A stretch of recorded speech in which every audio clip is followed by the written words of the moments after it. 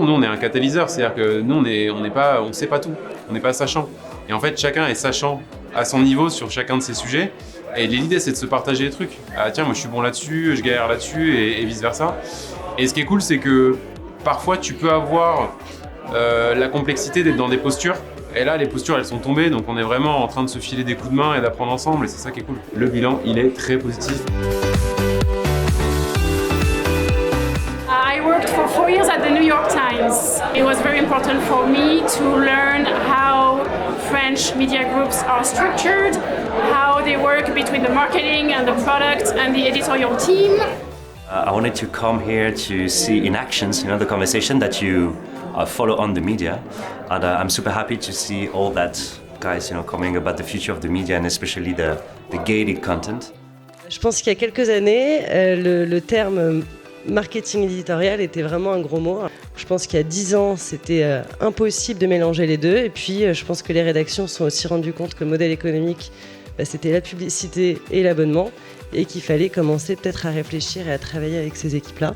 Mais on a investi sur les mêmes outils et les mêmes formats, et pour la rédac et pour la régie, de façon à ce que les efforts de développement soient vraiment mutualisés sur ces enjeux business d'audience éditoriale et d'audience publicitaire.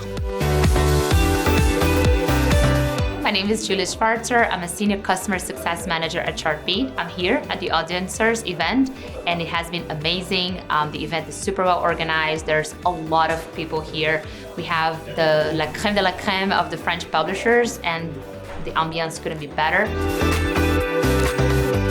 Peut-être que demain, la nouvelle guerre de valeurs se fera dans les interfaces. On n'a jamais assisté à une telle profusion de création de contenu, d'offres, podcasts, newsletters, vidéos, et de nouveaux créateurs et créatrices sont assez fous pour se lancer. Et on en a aussi aujourd'hui, donc on va pouvoir évoquer ce sujet. C'est l'esprit qui est très ouvert, toujours adapté, toujours testé. C'est ça vraiment que j'ai appris. Et c'était génial, très inspirant. J'ai particulièrement apprécié la conférence que nous a faite Madeleine White sur les grands médias internationaux. Donc je n'aurai qu'un mot, venez et participez l'an prochain au prochain Festival The Audiencers, c'est génial. Donc on parle effectivement de ce qu'on aurait tous dû faire il y a 10 ans, que maintenant on fait dans la douleur, et pourquoi il faut accélérer, en gros, c'est ça.